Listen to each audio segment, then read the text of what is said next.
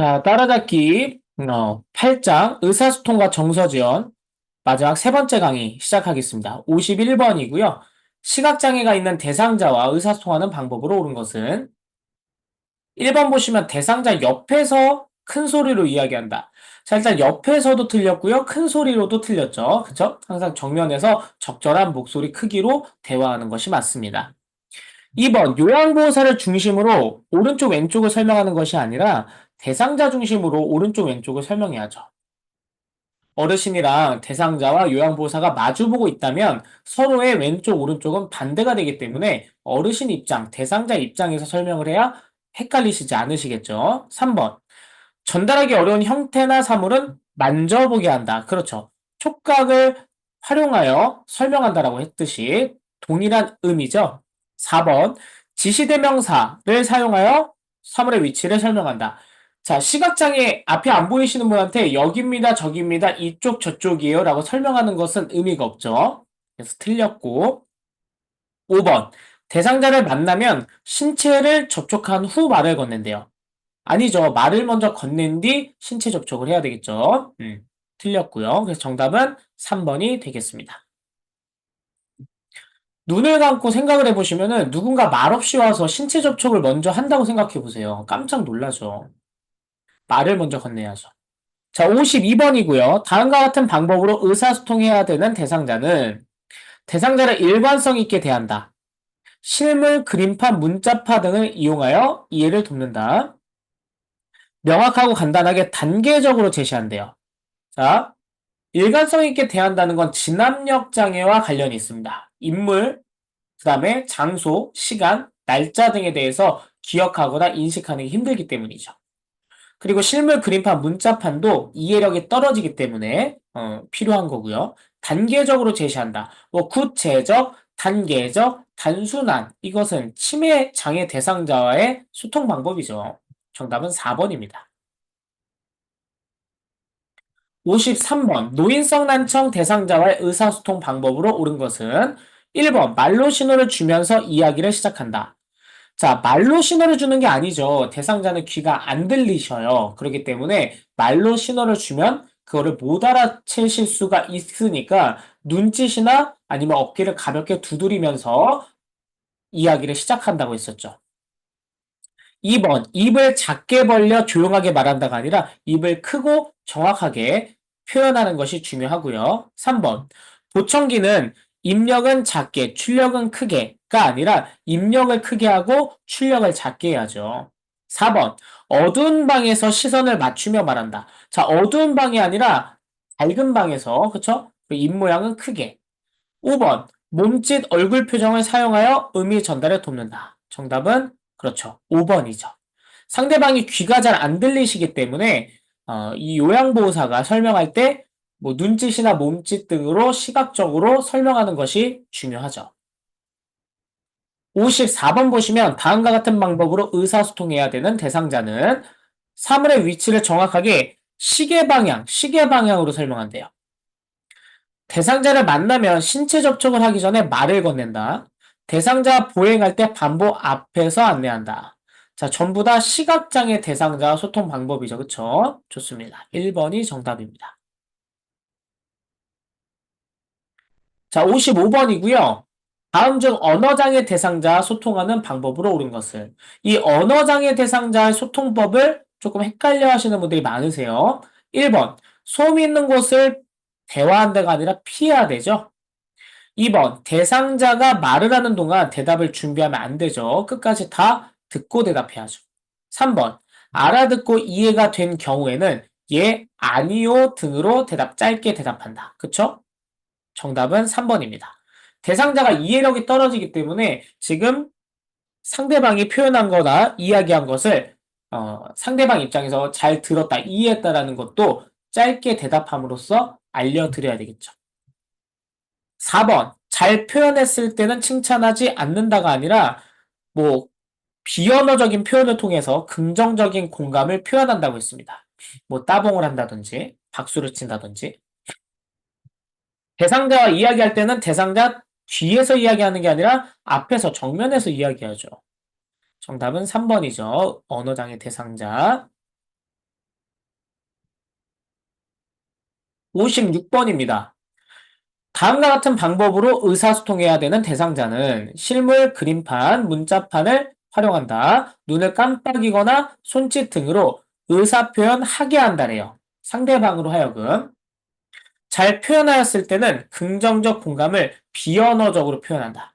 자, 이러한 것들은 상대방이 어떠한 언어 장애를 가지고 있을 때의 의사소통 방법입니다. 왜냐면 두 번째, 눈을 깜빡이거나 손짓으로 의사표현하게 한다를 보시면 어르신 입장에서는 말로써 본인의 의사를 표현하기가 힘들어요. 그러면 어르신 이해가 잘 되시면 눈 한 번 깜빡이시고요. 이해가 잘 안 되시면 두 번 깜빡이세요. 라는 식으로 뭐 오른손을 드시거나 왼손을 드세요. 라는 식으로 비언어적으로 표현하게 한다죠. 언어장애입니다. 3번. 자, 57번 보시면 치매 대상자와의 의사소통 방법으로 옳은 것은 1번 말을 걸 때는 옆으로 다가가 말을 건다? 옆으로가 아니라 정면에서. 2번 한 번에 많은 이야기를 전달한다? 많은이 틀렸죠. 3번 상식에 어긋나는 이야기를 할 경우 지적한다. 자, 치매 대상자랑 소통할 때 절대로 하면 안 되는 것 중에 하나가 지적하거나 비난하는 것입니다. 규정하려고 하면 안 돼요. 어르신의 그 잘못된 표현이라고 할지라도 있는 그대로 수용하거나 그다음에 어느 정도 맞장구 쳐드리는 것들이 필요합니다. 그렇지 않으면 자존감이 떨어지고 우울감이 높아지면서 치매가 악화될 수 있어요. 4번 손과 어깨 등을 부드럽게 접촉하여 안정감을 준다. 그렇죠. 4번이 정답이죠. 치매 대상자는 항상 불안 초조 상태가 자주 일어나요. 그러니까 안정감을 주는 것이 필요합니다. 5번. 요양보호사의 생활 리듬에 맞춰 대화한다. 요양보호사의 리듬이 아니라 대상자의 리듬에 맞춰야죠. 정답은 4번이 되겠습니다. 58번입니다. 치매 대상자의 상황별 의사소통 중 배설행동 상황에서의 소통 방식. 자, 실금을 할 경우에 잘못을 질책하면 안 된다고 했죠. 수치심 감소를 위해 별다른 설명 없이 정리한다가 아니라 오히려 수치심을 감소시키기 위해서 적절하게 설명하고 그다음에 빨리 정리를 해드리는 게 맞습니다. 설명 없이가 아니라. 3번 화장실의 위치를 말로 설명하기보다는 치매 대상자니까 실물, 그림판, 문자판 등을 활용한다고 했죠. 4번 증상이 계속되거나 심해질 경우 전문의와 상담한다. 4번이 정답이죠. 이 돌봄에서 해결할 수 없는 수준이면은 전문가의 도움을 받아야 돼요. 정답은 4번이고요. 5번에 대상자에 대한 관심을 줄인다. 잘못됐죠. 59번. 치매 노인이 공격성을 보이는 상황에서의 의사소통 방식은 환경적 자극을 높이면 오히려 어르신에게 안정감을 줄 수가 없어요. 그 다음에 2번. 반응하지 않고 자리를 피한다. 자, 무조건 자리를 피하는 게 좋은 방법이라고 보기는 적합하지가 않죠. 3번, 대상자가 거부하는 경우 시간을 두고 시도한다. 3번이 정답입니다. 공격 성향을 보이면 조금만 시간이 좀 지나면 금방 또 안정감을 찾으실 수도 있어요. 그러니까 시간을 좀 두고 다시 시도하는 것이 좋은 방법이죠. 강제로 제어한다, 화를 낸다, 전부 다 잘못된 방식들입니다. 대상자가 거부할 때는 시간을 주고 조금 안정감이 생긴 다음에 다시금 시도하는 방법이 좋죠. 60번 치매 노인이 우울한 상황에서의 적절한 소통 방식은 1번 활동에 참여하도록 강요한다? 강요하는 것은 적절하지 않죠. 잘못을 직접적으로 지적한다도 적절하지 않고요. 어려운 일을 맡긴다? 치매 어르신에게 적합하지 않죠. 4번 노인에게 말을 걸지 않는다? 아니죠. 항상 치매 대상자에게 관심과 표현을 해줘야 돼요. 5번 좋아하고 즐거워하는 활동을 한다. 5번이 정답이죠. 어르신 입장에서 즐길 수 있는 것들을 하게 함으로써 이런 우울한 감정을 조금 더 완화시킬 필요가 있고요. 자, 61번부터는 이제 여가 활동 지원에 대해서 나오는데 책 읽기, 그림 그리기 대표적으로 자기 개발 활동이고요. 창작 활동도 마찬가지고 자, 땡땡 교실 나오면 무언가를 배우는 거기 때문에 당연히 자기 개발 활동이죠. 2번입니다. 자, 62번 보시면 다음 중 여가활동 유형과 내용으로 옳게 짝지어진 것은 1번 전시회 가는 건 가족 중심 활동이 아니라 사교 오락 활동이고요. 2번 텃밭 야채 가꾸기도 소일 활동 정답이죠. 텃밭을 가꾼다, 식물을 기른다, 뭐 신문 보기, 그다음에 텔레비전 보기, 뭐 뜨개질 이런 것들은 전부 다 소일 활동이죠.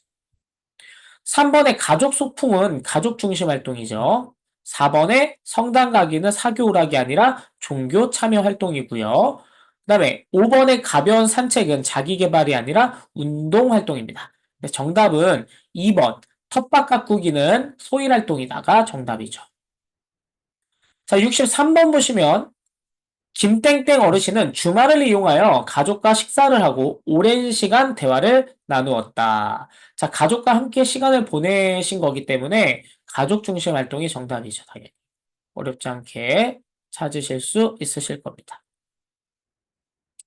자, 64번이고요. 대상자가 하루 종일 할 일 없어 너무 심심하네. 어르신 그동안 많이 심심하셨나 봐요. 정리정돈 수납 교실에 참여해 보시는 건 어떨까요? 교실이니까 배우는 거죠. 자기계발 활동입니다. 어렵지 않게 찾으실 수 있으실 겁니다. 자, 65번. 노인의 여가활동 돕기로 옳은 것은 1번. 대상자가 활동에 참여하기를 원하지 않을 경우에도 참석을 강요한다. 우린 무조건 대상자 의견을 최대한 존중하고 대상자 중심의 요양보호를 한다가 기본 밑바탕으로 깔려 있어야 됩니다. 틀렸고요, 당연히. 2번. 단체를 위한 획일적 프로그램이 아니라 개인 특성에 맞는 개별화된 프로그램을 제공해야 되겠죠. 3번. 대상자의 신체 기능에 맞는 개별적인 프로그램을 진행한다. 이게 정답이죠, 3번. 만약에 이 요양원에서 굉장히 활동적인 뭐 레크레이션 운동 활동만 있어요. 온몸을 쓰는. 근데 정작 휠체어에 앉아 계시고 어? 적절하게 이제 하체의 근력이 부족해서 그런 활발한 운동을 못 하시는 분들은 어떻게 해요? 앉아서 할 수 있는 종이접기나 뭐 이런 그림 그리기, 책 읽기 등 다른 프로그램도 제공을 해야 되겠죠. 4번, 심신의 기능이 저하되면 여가활동량을 늘릴 수가 없죠. 신체 기능에 맞게끔 적절하게 여가활동을 해야 되기 때문에 줄여야 되겠죠. 5번, 거동이 불편한 노인에게는 모든 여가활동을 제한하는 게 아니라 거동이 불편한 어르신들이 할 수 있는 프로그램을 제공해야 된다는 것입니다. 자, 이제 마지막 OX 문제와 키워드 문제로 마무리하도록 하겠습니다. 1번 보시면 의사소통에 가장 큰 영향을 주는 것은 그렇죠. 비언어적 요소죠. 시각적 요소, 눈에 보이는 것들. 5. 희미한 미소와 대상자로부터 비껴앉는 자세는 바람직하지 않은 태도이다. 바람직하지 않죠. 시선을 한 곳에 고정하고 큰 소리로 말하는 것이 바람직하다. 시선을 고정하는 것도 틀렸고요. 큰 소리도 틀렸죠. 적절한 시선의 움직임, 그리고 적절한 목소리 크기가 맞는 얘기죠.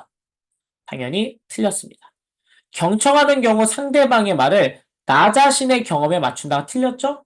대상자 입장에서 이해를 해야 되죠. 5번, 나전달법에서는 상대를 평가하는 태도 아니죠. 지적하거나 평가하거나 비난하는 것이 아니라 순수하게 내 감정을 상대방에게 전달하는 역할이에요. 그래서 틀렸습니다. 6번, 대상자 가족과 의사소통할 경우 대상자에 대한 정보를 수시로 주고받는다. 맞는 얘기죠? 7번, 대상자에게는 이름을 호칭하지 않는다가 아니라 호칭을 합니다. 그리고 대상자가 동의를 했을 때 어르신 이렇게 호칭한다고 했죠. 8번, 언어장애 대상자와는 소음이 있는 곳에서 대화하는 게 아니라 소음이 있는 곳을 피해야 됩니다. 틀렸죠? 9번, 쥐약암보호센터나 요양시설에서는 개인보다 단체의 욕구에 맞는 프로그램을 제공한다. 단체보다 오히려 개인에 맞춰야 되죠. 틀렸습니다. 어렵지 않게 답 찾으실 수 있으시겠죠? 좋습니다. 자, 그 다음에 키워드 문제로 가셔서 마음의 유대라는 뜻으로 서로의 마음이 연결되어 상호 신뢰관계가 형성되는 것을 라포 형성이라고 하죠. 라포. 2번. 다른 사람의 말을 주의 깊게 들으며 공감하는 능력이다. 자, 공감하는 것이 필요하고 주의 깊게 듣는 거예요. 상대방 입장에서. 뭘까요, 정답은? 그렇죠. 경청이죠, 경청. 자, 3번. 상대방이 하는 말을 상대방의 관점에서 이해하고 자신이 느낀 바를 전달합니다. 상대방의 감정을 나 이해하고 있다라고 표현하는 거죠. 공감입니다. 상대방을 비난하면 안 되고 상대방의 행동이 나에게 미친 영향에 초점을 맞춰서 이야기하는 거, 나 전달법. 자, 5번. 상대방을 비난하지 않고 있는 그대로 받아들이며 차이와 다양성을 존중한다. 이거 수용이죠, 수용. 있는 그대로 받아들인다, 수용. 요양보호사와 대상자 모두에게 생각을 정리할 시간을 주는 것은 그렇죠, 침묵이죠, 침묵.